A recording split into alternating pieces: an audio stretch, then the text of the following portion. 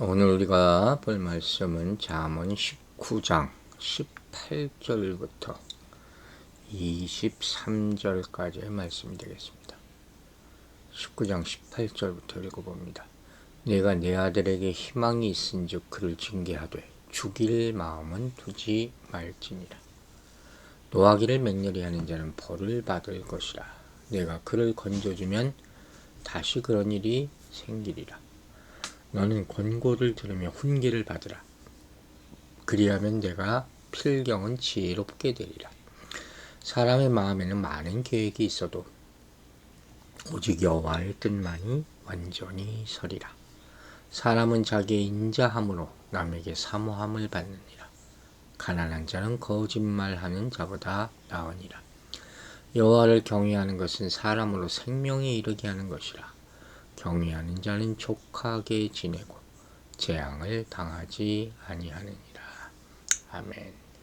자, 18절부터는 자녀를 징계해야 하는 당위성과 이 징계 시의 유의사항에 대해서 말하고 있어요. 교육에 대한 말씀이죠. 굉장히 중요한 그런 말씀입니다. 18절을 보면 내가 내 아들에게 희망이 있은즉 이라는 표현은 자녀를 훈련시켜야 하는 당위성을 제공하는데, 히브리어 본문에 담긴 그 원어를 보면요, 시간적인 급박함이 나타나 있거든요. 여기서는 해석이 온전하지 못해요. 완전하다고 할 수는 없어요. 그 진짜 해석을 하려면 아직 희망이 있을 때 이렇게 해석하는 것이 좋다는 거죠. 자식을 포기하는 부모가 어디 있겠습니까? 하지만 정말 도저히 안 되겠다 하는 그런 자녀도 있거든요. 그러니까 이 말은 무슨 뜻이냐? 자녀를 징계하며 훈계할 기회가 있을 때를 말하는 거예요. 왜? 여러분, 자녀들이 성장하면 그들만의 가치관과 이 생활 방식이 고착화돼요. 사춘기 지나면, 그죠? 그럼 부모와 징계, 훈계 안 들어요. 영향을 미치지 못하는 거예요. 우리가 다 그것을 겪고 있지 않습니까? 그러니까 우리 부모 말을 들을 때가 있어요. 아주 어렸을 때. 그때도 반항을 하는데 뭐 그렇지 않습니까? 그러니까 때가 너무 늦기 전에 훈계를 하라는 거예요. 죽일 마음은 두지 마라. 징계시 주의사항이죠. 즉 마음에 자녀의 죽음까지 의도하지 말라는 거예요. 이건 무슨 의미냐면 이런 거예요. 자녀를 훈계하다, 징계하다가 점점 화가 나는 경우가 있잖아요. 그 분노, 내가 분이 나서 자녀를 징계해서는 안 된다. 징계할 때 부모의 마음에는 소망이 있어야 되고 분노의 체벌이 되어서는 안 된다는 거죠. 여러분, 우리가 학교 다닐 때는요, 그 선생님들이 체벌을 참 많이 했잖아요. 근데 돌아보면 정말 무슨 학생을 사랑해서 그 사랑의 매를 때리는 건지 아니면 자기가 스스로 화가 나서 때리는 건지 구별 못하는 그런 경우가 사실 굉장히 많았어요. 그런 거예요. 부모가 가끔마다 보면 자기의 뭐가 문제를 자녀들에게 탓하고 폭발하는 경우, 가끔 그런 TV 같은 데 나오는 경우가 있어요. 그래서는 절대 안 된다 하는 것이죠. 이제 19절은 18절의 부연 설명이라고 하고 있죠. 노하기를 맹렬히 하는 자는 벌을 받을 것이다. 노함에 대해서 말하죠. 그러니까 부모가 불과 같은 큰 분노로 자녀를 체벌하게 되면 더 큰 탈선을 낳을 수가 있다. 뭘 보고 크겠습니까? 그를 건져주면 다시 그런 일이 생기리라. 이게 무슨 소리냐? 앞뒤가 조금 어울리지 않는 것 같죠? 18절과 연관해서 우리가 해석을 해보면 부모가 분노로 자녀를 징계하면 그 순간에는 자녀의 잘못을 교정할 수 있을지 모르지만 결국 자녀의 삶이 바뀌지 않아서 계속 분노로 징계해야 되는 악순환이 발생하고 자녀의 인성은 결국 망하게 된다. 듣고 나니까 그렇다죠. 근데 정말 마음의 사랑이 기본적으로 있어야 되고 매만 때려가지고 어떻게 돌아오겠습니까? 화낸다고 자식이 돌아오겠습니까? 방법이 문제라는 거예요. 방법. 그거 참 중요하다 하는 얘기를 하는 거예요.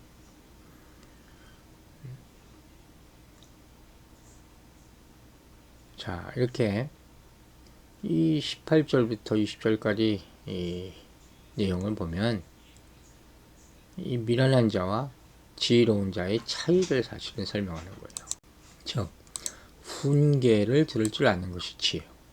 제 뜻만 고집하고 잘못된 점을 고치지 않는 것이 미련이라는 거예요. 구분이 되십니까? 이건 타고난 지적 능력과는 전혀 상관없는 문제예요. 미련한 마음으로 잘못된 길을 걸어가는 대가는 가혹하다는 것을 우리가 알아야 돼요. 그래서 징계를 통해서라도 자녀를 훈계하는 게 누구에게나 해당되는 말씀이죠. 결국 하나님의 뜻, 그 앞에서는 다 죄인이다 인정하라는 거예요. 그분의 길을 뜻을 벗어나는 자 앞에서는 사망이 기다리고 있을 수밖에 없다는 거죠. 여러분, 히브리서 12장 6절에 뭐라 그랬어요? 주께서 사랑하는 자에게 징계하신다. 분명히 나와 있잖아요. 사람이 잘못할 때 그대로 두면 당장 그 고통을 피할 수 있을지 모르겠지만 징계받지 않으면 멸망의 길로 계속 가는 게 누군가 브레이크를 걸어야 돼요. 그래서 사랑할수록 징계한다는 것이죠. 그리고 훈계 가운데 지혜를 얻어야 된다. 만약에 그냥 내 성질대로 살아? 그럼 결국 결과가 어떻겠습니까? 또 지혜는 그 자체로 그치지 않고 다른 복을 부르는 특징도 있다. 거죠. 좋은 거는 계속 좋은 걸 낳게 되어 있어요. 그러므로 사랑하는 자녀에게 바른 길을 가르치라고 권면하는 거예요. 자식들이 뭘 보고 자라느냐 이게 중요하죠. 이 환란을 통해서 주님은 천국에 대한 믿음이 계속 자라게 하시는 거예요. 주님이 하시는 일의 흐름을 가만히 보면 다 의미가 있다는 것이죠.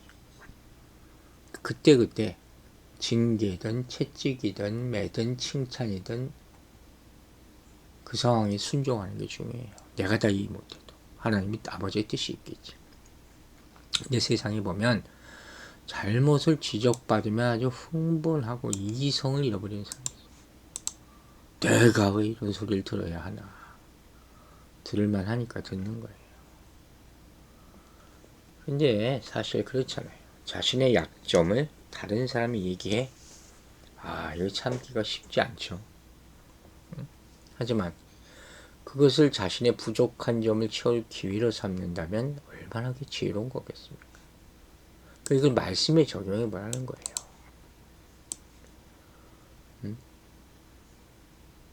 때로 성도들은 어떻게 해요? 말씀을 통해서 아주 가벼운 힐링만을 기대하는 때가 많아요. 제 목사로서 느낀 것을 그대로 얘기하는 거예요. 그냥 좋은 말씀 듣고 조금 힐링 받고 가야지. 그리고 교회 온다는 거예요. 하지만 성경이 원하는 바는 여러분 그게 아니에요. 정말 무엇이 잘못되었는지 내 내면의 도살인 죄악의 실체 그것을 말씀을 통해서 보라는 거예요. 안 그러면 변할 수 없어요.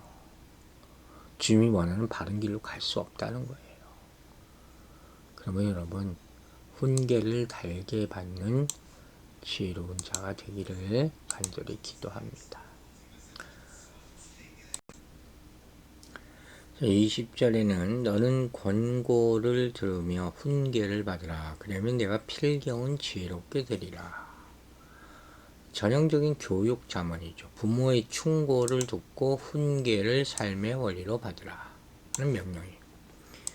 부모가 어린 자녀에게 한 충고와 훈계는 자녀의 인격을 형성하게 되는 거예요. 그래서 어렸을 때 어떤 말을 듣고 자라느냐가 굉장히 중요하죠.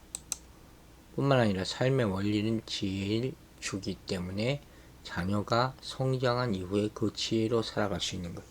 어렸을 때 교육 한 사람을 만드는 거예요. 그래서 20절 후반에 그리하면 내가 필경은 지혜롭게 되리라. 남은 모든 생애 동안 지롭게 살 것이다. 그죠? 그러니까 우리가 보통 언어도 뭐 3살 안에 다 배운다 그러잖아요. 그래서 그 조기의 언어 가르치는 게 사실은 굉장히 큰 역할을 하거든요. 이 교육이라는 게, 조기 교육이라는 게 중요할 수밖에 없는 거예요. 21절은 사람의 마음에 많은 계획이 있어도 오직 여호와의 뜻만이 완전히 선다. 이런 말씀은 뭐 자문에 계속 나오죠. 지혜를 얻은 자가 가져야 할 삶의 가치관.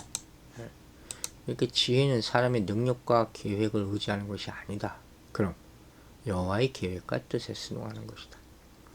자문에서 반복되는 진리죠. 그러니까 여러분, 다른 데서 뭘 구하려고 하지 마세요. 얻으려고 하지 마세요. 정말로. 성경에서 보물을 찾으시기 바랍니다. 21절을 보면서 우리가 참 중요한 것들을 많이 느끼게 되는 거예요. 여러분, 한번 생각해 보세요. 자기가 계획한 대로 인생길을 걸어가는 사람이 얼마나 있을까요? 그렇게 되면 얼마나 좋겠습니까? 부럽기까지 하죠. 이민 생활을 하는 우리들, 많은 사람들이 한국에서 해왔던 일과 같은 일을 하지 않아요. 옛날에는 정말 그런 공항에 누가 마중 나오느냐에 따라서 그 사람 직업이 결정된다는 얘기까지 있었어요. 그런데 자, 지금부터 생각해 볼 게 이거예요. 내 뜻대로 되지 않는 인생, 거의 그것에 대해서 세상 사람들은 뭐라고 얘기하냐면 운이라. 운이 있어야 돼. 운이 좋아야 돼. 운이 좋았어. 그리스도인들은 뭐라 그럽니까? 하나님의 섭리, 하나님의 주권. 이걸 얘기하죠. 틀린 얘기가 아니죠. 그런데 사실 같은 맥락이라고 볼 수 있잖아요. 그럼 뭐가 틀리냐? 성도들이 이러한 은식, 운 혹은 주권이든 섭리든 이 말은 체념하는 숙명론이 아닌 거예요. 아유, 할 수 없지. 그냥 포기하고 사는 거지. 이건 그리스도인의 마음이 아니라 창조주의 주관자이신 하나님의 뜻에 철저하게 복종하는 믿음으로 보는 거예요. 그 근원은 뭐냐? 우리는 한계를 가진 인간일 뿐이라는 거예요. 이 시각, 청각, 지각을 통해서 마치 잘 알고 많이 하는 것 같지만 사실 우리는 하나님에 대해서 전혀 몰라요. 아니면 잘못 알고 있거나. 이걸 받아들여야 돼요. 이게 순종이에요. 우리 인생이 얼마나 무지와 오류에 뒤덮여 있는지 아십니까? 이걸 깨닫고 하나님의 말씀에 변화되어야 되는 것이죠. 그래야지 미래가 있을 수 있는 거예요. 우리는 그걸 운이라고 얘기하지 않아요. 인생이. 숙명, 운명이라고도 얘기하지 않아요. 믿음이라고 얘기하는 거예요. 22절을 보면 사람은 자기 인자함으로 남에게 사모함을 받느니라. 인자함이라는 게 뭡니까? 언약관계 속에서 서로를 향한 사랑과 자비를 말하는 거죠. 여러분에게 인자함이 있기를 바랍니다. 사람의 소망이 인자함이다. 이 말은, 이 의미는 뭐냐면 가난한 자와 거짓말하는 자의 대조를 통해서 아주 명확해지는 거예요. 즉 언약관계 속에서 서로가 소망하는 것은 약속에 대한 신실함이잖아요. 따라서 가난하지만 정직한 자가 거짓말로 언약을 지키는 것처럼 가장하는 자보다는 낫다는 거예요. 여러분의 인생은 뭘 택할 거예요? 가난한 자, 거짓말하면서 잘 사는 자, 뭘 택하냐에 따라 하나님의 심판이 결정될 수 있는 것입니다. 이제 23절에는 여호와를 경외하는 자가 얻는 3가지 유익이 나와 있죠. 첫 번째 유익은 생명. 어마어마한 거죠, 사실. 간단히 이렇게 얘기했지만. 생명과 여호와를 경외하는 것은 인과관계인 거예요. 즉 여호와를 경외한 삶의 결과가 생명이라는 거예요. 두 번째 유익은 뭐예요? 족하게 지낸다. 만족한 잠을 잔다는 원어적 의미를 가지고 있어요. 혹은 평안히 저녁을 보낸다는 뜻이죠. 즉 저녁과 거처가 마련된 상황. 그러니까 집이라는 게 필요하잖아요. 나그네가 하루 저녁 평안히 유숙하는 상황, 안식이죠. 이 의미는 다 필요한 것을 공급하고 보호하시는 여호와를 상징하는 거예요. 세 번째 유익은 재앙을 당하지 않는다. 악인은 결국 심판이나 하나님의 뜻에 맞게 하나님을 경외하는 자는 재앙을 피하면서 평안한 인생을 살게 될 것이다. 생명과 족하게 지내는 것과 재앙을 당하지 않는 것, 여호와를 경외하는 자가 얻는 세 가지 유익입니다. 다 누리게 되기를 주의 이름으로 축원합니다. 기도하겠습니다. 아버지 하나님, 오늘 참 많은 말씀 주심을 감사드립니다. 우리가 자녀를 온전하게 교육시킬 시기가 이제 다 지나갔습니다. 그러나 할 수 있는 한 끝까지 자녀가 있다면 그들에게 하나님의 말씀을 가르치고 잘못할 때 사랑으로 징계할 수 있는 그런 지혜와 힘을 허락하여 주시기를 기도합니다. 주께서도 사랑하는 자를 징계하신다 했습니다. 우리가 혹시 주님으로부터 징계를 당하는 일이 있다면, 누군가가 그런 일을 당하고 있다면 깨닫게 하여 주시고 회개하게 하여 주시고 하나님의 품으로 돌이키게 도와주시옵소서. 하나님의 말씀을 볼 때 우리를 고치시는 하나님의 능력을 체험하기를 원합니다. 교회에 와서 그냥 기분 좋게 되어 나가는 그런 성도들로 꽉 채워지는 그런 교회가 무슨 의미가 있는 교회겠습니까? 하나님의 훈계를 달게 받고 변화되고 회개하는 그런 성도들로 가득 차는 교회로 만들어 주시기를 간절히 기도합니다. 우리가 모두 하나님의 뜻 안에, 하나님의 섭리 안에 있음을 고백합니다. 우리 인생이 운도 아니요, 또 우리가 무슨 체념하는 삶을 사는 것도 아닙니다. 우리는 모두 하나님의 계획 가운데 있음을 인정하고 살아가게 하여 주시기를 간절히 기도합니다. 여호와를 경외하는 자는 생명을 얻고 족하게 지내고 재앙을 당하지 않게 될 줄로 믿습니다. 이 복을 다 누리게 하여 주시옵소서. 감사드리며 예수 그리스도의 이름으로 기도했습니다. 아멘.